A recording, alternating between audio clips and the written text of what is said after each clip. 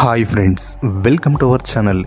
ಈ ಪ್ರಕೃತಿಯಲ್ಲಿರುವ ಜೀವಿಗಳ ಬಗ್ಗೆ ತಿಳಿದುಕೊಂಡಿರುವ ನಿಮಗೆ ಚೀತಾದ ಬಗ್ಗೆ ತಿಳಿದೇ ಇರುತ್ತದೆ. ಮನುಷ್ಯನಿಗೆ ಚೀತಾ ಎದುರಾದಾಗ ಅದರ ಜೊತೆ ಹೋರಾಡಿ ಗೆಲ್ಲುತ್ತಾನ? ಇಲ್ಲಿ ನಮ್ಮ ಬಲ ಹೆಚ್ಚ ಇಲ್ಲ ಚೀತಾ ಬಲ ಹೆಚ್ಚ?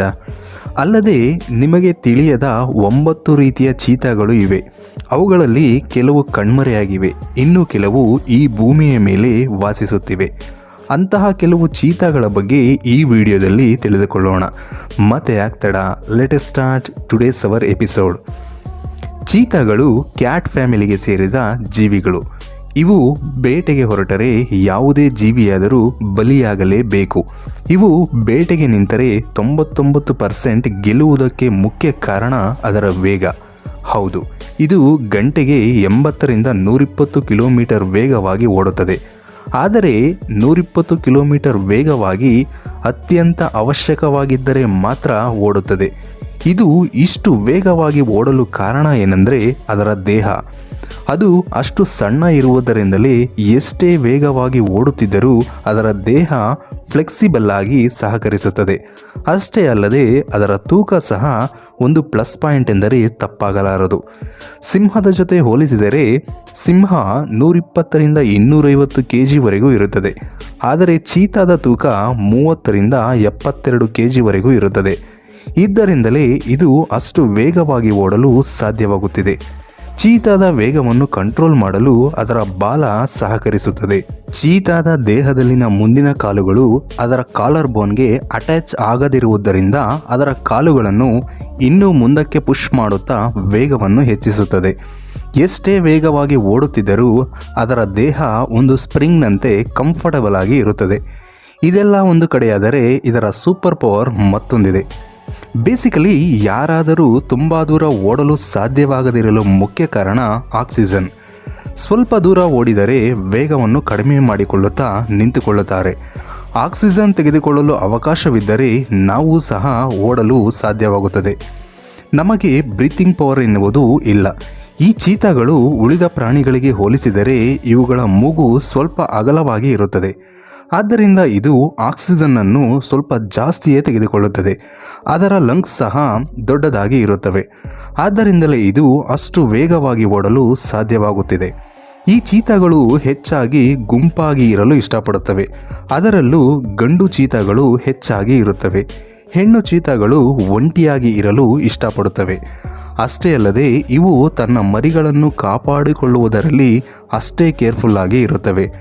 ಇನ್ನು ಇವುಗಳ ಜಾತಿ ನಾಶವಾಗದಿರಲು ಕಾರಣ ಇವು ಒಂದೇ ಬಾರಿಗೆ 2ರಿಂದ 8 ಮರಿಗಳಿಗೆ ಜನ್ಮ ನೀಡುತ್ತವೆ. ಇವುಗಳ ವೇಗ ಆಹಾರ ಸಂಪಾದಿಸುವುದಕ್ಕೆ ಮಾತ್ರವಲ್ಲ, ಬೇರೆ ಜೀವಿಗಳಿಂದ ತಮ್ಮನ್ನು ತಾವು ರಕ್ಷಿಸಿಕೊಳ್ಳಲು ತುಂಬ ಉಪಯೋಗಕರವಾಗಿದೆ. ಬೇರೆ ಜೀವಿಗಳು ಇವುಗಳ ಮೇಲೆ ದಾಳಿ ಮಾಡಲು ಮುಂದಾದರೆ ಚೀತಾಗಳು ತುಂಬ ಈಸಿಯಾಗಿ ತಪ್ಪಿಸಿಕೊಳ್ಳುತ್ತವೆ. ಎಲ್ಲೋ ಅಪರೂಪಕ್ಕೆ ಒಮ್ಮೆ ಸಡನ್ ದಾಳಿಯಿಂದ ಹೀಗೆ ಪ್ರಾಣ ಕಳೆದುಕೊಳ್ಳುತ್ತವೆ. ಚೀತಾಗಳು ತಮ್ಮ ಮರಿಗಳನ್ನು ಎಷ್ಟೇ ಕೇರ್ಫುಲ್ ಆಗಿ ನೋಡಿಕೊಂಡರೂ ಇತ್ತೀಚಿನ ರಿಸರ್ಚ್ ಪ್ರಕಾರ ಚೀತಾ ಎಷ್ಟೇ ಮರಿಗಳಿಗೆ ಜನ್ಮ ನೀಡಿದರೂ ಅದರಲ್ಲಿ 1-2 ಮಾತ್ರ ಬೆಳೆದು ದೊಡ್ಡವಾಗುತ್ತಿವೆ. 2013ರಲ್ಲಿ ಮಾಡಿದ ರಿಸರ್ಚ್ ಪ್ರಕಾರ ಚೀತಾಗಳು ಹೆಚ್ಚಾಗಿ ಸಿಂಹ, ಹೈನಾ, ಲೆಫರ್ಡ್ಗಳಿಗೆ ಬಲಿಯಾಗುತ್ತಿವೆ. ಇವು ಹೆಚ್ಚಾಗಿ ನಮಗೆ ಆಫ್ರಿಕಾ ಮತ್ತು ಇರಾನ್ನಲ್ಲಿ ಕಾಣಿಸಿಕೊಳ್ಳುತ್ತವೆ. ಚೀತಾಗಳು ಎಷ್ಟೇ ವೇಗವಾಗಿ ಬೇಟೆಯಾಡಿದರೂ ತನಗಿಂತ ಬಲವಾದ ಪ್ರಾಣಿಗಳು ಆ ಆಹಾರವನ್ನು ಕಬ್ಜಾ ಮಾಡಿಕೊಳ್ಳುತ್ತವೆ.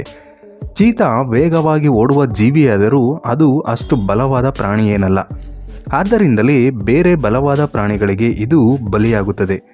ಚೀತಾಗೆ ಇರುವ ಮತ್ತೊಂದು ವೀಕ್ ಪಾಯಿಂಟ್ ಏನೆಂದರೆ ಅರಣ್ಯದಲ್ಲಿ ವಾಸಿಸುವ ಕ್ರೂರ ಪ್ರಾಣಿಗಳ ಗರ್ಜನೆ ಭಯಂಕರವಾಗಿರುತ್ತದೆ. ಆ ಸೌಂಡ್ಗೆ ಕೆಲವು ಜೀವಿಗಳು ಭಯಪಡುತ್ತವೆ. ಆದರೆ ಚೀತಾ ಕ್ರೂರ ಪ್ರಾಣಿಯಾದರೂ ಹುಲಿ, ಸಿಂಹದಂತೆ ಗರ್ಜಿಸುವುದಿಲ್ಲ.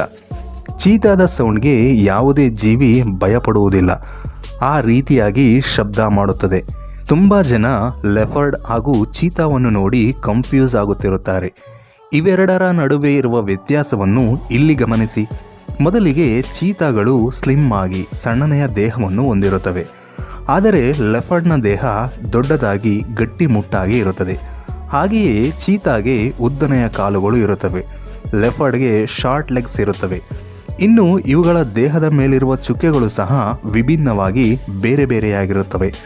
ಮುಖ್ಯವಾಗಿ ಇವುಗಳಲ್ಲಿ ಈ ಒಂದನ್ನು ಗಮನಿಸಿದರೆ ಸಾಕು ಚೀತಾ ಯಾವುದು, ಲೆಫರ್ಡ್ ಯಾವುದು ಎಂದು ಈಸಿಯಾಗಿ ಗುರುತಿಸಬಹುದು. ಚೀತಾಗೆ ಕಣ್ಣಿನ ಬಳಿ ಕಪ್ಪನೆಯ 2 ಗೆರೆಗಳು ಇರುತ್ತವೆ. ಲೆಫರ್ಡ್ಗೆ ಅದರ ಕಣ್ಣಿನ ಬಳಿ ಯಾವುದೇ ರೀತಿಯ ಗೆರೆಗಳು ಇರುವುದಿಲ್ಲ. ಈ ರೀತಿಯಾಗಿ ಈಸಿಯಾಗಿ ಕಂಡುಕೊಳ್ಳಬಹುದು. ಇದರಲ್ಲಿ ವಿಚಿತ್ರ ಏನಂದರೆ ಇಂಗ್ಲಿಷ್ನಲ್ಲಿ ಇವುಗಳ ಹೆಸರು ಡಿಫರೆಂಟ್ ಆಗಿದ್ದರೂ ಕನ್ನಡದಲ್ಲಿ ಎಲ್ಲವನ್ನು ಚಿರತೆ ಎಂದೇ ಗುರುತಿಸುತ್ತಾರೆ. ಇನ್ನು ಜಾಗ್ವರ್ನ ಬಗ್ಗೆ ನಿಮಗೆ ತಿಳಿದೇ ಇರುತ್ತದೆ. ಜಾಗ್ವರ್ಗೂ ಚೀತಾಗೂ ಲೆಫರ್ಡ್ಗೂ ಬಹಳ ವ್ಯತ್ಯಾಸವಿರುತ್ತದೆ. ಜಾಗ್ವರ್ ಇವುಗಳಿಗಿಂತ ತುಂಬ ಬಲಶಾಲಿಯಾಗಿರುತ್ತದೆ. ಇದರ ದೇಹದ ಮೇಲಿರುವ ಚುಕ್ಕೆಗಳು ಇವುಗಳಿಗಿಂತ ವಿಭಿನ್ನವಾಗಿ ಇರುತ್ತವೆ. ಇವುಗಳಲ್ಲದೆ ಜಾಗ್ವರ್ನ ಮುಖವನ್ನು ನೋಡಿದರೆ ಸಾಕು ನಮಗೆ ತಿಳಿದು ಹೋಗುತ್ತದೆ. ಇವುಗಳಿಗೆ ಹೋಲಿಸಿದರೆ ಜಾಗ್ವರ್ನ ಮುಖ ಬಹಳ ಗಂಭೀರವಾಗಿರುತ್ತದೆ. ಇದೇ ಸಾಲಿನಲ್ಲಿ ಬರುವ ಅಳಿವಿನಂಚಿನಲ್ಲಿರುವ ಕೆಲವು ಜಾತಿಗಳು ಇನ್ನೂ ಈ ಭೂಮಿಯ ಮೇಲೆ ಬದುಕುತ್ತಿವೆ. ಅವುಗಳಲ್ಲಿ ಈ ಸ್ಪಾಟ್ಲೆಸ್ ಚೀತಾ ಒಂದು. ಇವುಗಳಿಗೆ ಚೀತಾಗೆ ಇರುವ ಹಾಗೆ ದೇಹದ ಮೇಲೆ ಚುಕ್ಕೆಗಳು ಇರುವುದಿಲ್ಲ. ಹಾಗೆಯೇ ಇವುಗಳಲ್ಲಿ ತುಂಬ ಪ್ರತ್ಯೇಕವಾಗಿ ಆಕರ್ಷಣೀಯವಾಗಿ ಕಾಣುವುದು ಮಾತ್ರ ಈ ಕಿಂಗ್ಸ್ ಚೀತಾಸ್. ಇವುಗಳ ಬಗ್ಗೆ ತುಂಬ ಜನರಿಗೆ ತಿಳಿದೇ ಇಲ್ಲ. ಇವುಗಳಿಗೆ ಚೀತಾಗೆ ಇರುವ ಹಾಗೆ ಚುಕ್ಕೆಗಳಲ್ಲದೆ ತುಂಬ ದೊಡ್ಡದಾದ ಕಪ್ಪು ಗೆರೆಗಳು ಇರುತ್ತವೆ. ಇವು ಸಹ ತುಂಬ ಅಪರೂಪಕ್ಕೊಮ್ಮೆ ಕಾಣಿಸುತ್ತವೆ. ಈ ಭೂಮಿಯ ಮೇಲೆ ಕೇವಲ 50 ಈ ರೀತಿಯ ಚೀತಾಗಳು ಬದುಕುಳಿದಿವೆ. ಈಗ ನೀವು ನೋಡುವ ಈ ಚೀತಾ ನಿಮ್ಮನ್ನು ಆಶ್ಚರ್ಯಪಡಿಸುತ್ತದೆ. ಇಂತಹ ಚೀತಾಗಳು ಇವೆಯಾ ಎಂದು ಬಾಯಿ ಮೇಲೆ ಬೆರಳಿಟ್ಟುಕೊಳ್ಳುತ್ತೀರಾ? ಅದೇ ಬ್ಲ್ಯಾಕ್ ಚೀತಾ. ವಾಸ್ತವಕ್ಕೆ ಇದು ನೋಡಿದ ತಕ್ಷಣ ಪೂಮಾ ಇಲ್ಲ ಬ್ಲ್ಯಾಕ್ ಲೆಪರ್ಡ್ ಎಂದುಕೊಳ್ಳುತ್ತಾರೆ. ಆದರೆ ಚೀತಾಗಳಲ್ಲಿ ಸಹ ಕಪ್ಪು ಬಣ್ಣದ ಚೀತಾಗಳು ಈ ಭೂಮಿಯ ಮೇಲೆ ಬದುಕುತ್ತಿವೆ. ಆದರೆ ಇವು ಕಾಣಿಸುವುದು ಬಹಳ ಅಪರೂಪ. ಇತ್ತೀಚಿನ ದಿನಗಳಲ್ಲಿ ಕೀನಿಯಾ ಮತ್ತು ಜಾಂಬಿಯಾ ದೇಶಗಳಲ್ಲಿ ಕಾಣಿಸಿಕೊಂಡಿವೆ. ಹಾಗೆಯೇ ಮನುಷ್ಯನಿಗೆ ಹಾಗೂ ಚೀತಾಗಳಿಗೆ ಹೋಲಿಕೆ ಮಾಡುವ ಎಷ್ಟೋ ವಿಡಿಯೋಗಳನ್ನು ನೋಡಿರುತ್ತೀರಾ. ವಾಸ್ತವಕ್ಕೆ ಚೀತಾಗಳಷ್ಟು ವೇಗವಾಗಿ ನಾವು ಓಡಲು ಸಾಧ್ಯವಿಲ್ಲ. ಉಸೈನ್ ಬೋಲ್ಟ್ ಸಹ ಗಂಟೆಗೆ 44 ಕಿಲೋಮೀಟರ್ ವೇಗವಾಗಿ ಮಾತ್ರವೇ ಓಡುತ್ತಾನೆ. ಹಾಗೆಯೇ ಹೋಲಿಕೆ ಮಾಡಿ ನೋಡಿದರೆ ಚೀತಾ ನಾರ್ಮಲ್ ಸ್ಪೀಡ್ ಗಂಟೆಗೆ 80 ಕಿಲೋಮೀಟರ್. ಇನ್ನು ಈ ರೀತಿಯ ಆ್ಯಡ್ಸ್ ಸಹ ಚೀತಾದ ಜೊತೆ ತೆಗೆಯಲು ಕಾರಣ ಆ ವೆಹಿಕಲ್ನ ವೇಗ, ಅದರ ಇಂಜಿನ್ ಚೀತಾದಷ್ಟೇ ವೇಗವಾಗಿ ಹೋಗುತ್ತದೆ ಎಂದು. ಏಕೆಂದರೆ ಈ ಪ್ರಪಂಚದಲ್ಲಿರುವ ಎಲ್ಲ ಪ್ರಾಣಿಗಳಲ್ಲಿ ಅತಿ ವೇಗವಾಗಿ ಓಡುವ ಪ್ರಾಣಿ ಈ ಚೀತಾ ಮಾತ್ರ. ಫ್ರೆಂಡ್ಸ್, ಇಷ್ಟು ಚೀತಾಗಳಲ್ಲಿ ನಿಮಗೆ ಯಾವ ಚೀತಾ ಇಷ್ಟವಾಯಿತು ಎಂದು ಕಮೆಂಟ್ ಮೂಲಕ ತಿಳಿಸಿ. ಈ ವಿಡಿಯೋ ಇಷ್ಟ ಆದರೆ ಲೈಕ್ ಮಾಡಿ, ಶೇರ್ ಮಾಡಿ. ನೀವಿನ್ನೂ ನಮ್ಮ ಚಾನಲ್ಗೆ ಸಬ್ಸ್ಕ್ರೈಬ್ ಆಗಿಲ್ಲ ಅಂದರೆ ಮರಿದೇ ಸಬ್ಸ್ಕ್ರೈಬ್ ಆಗಿ. ಪಕ್ಕದಲ್ಲಿರೋ ಬೆಲ್ ಐಕಾನ್ ಕ್ಲಿಕ್ ಮಾಡಿ. Thanks for watching.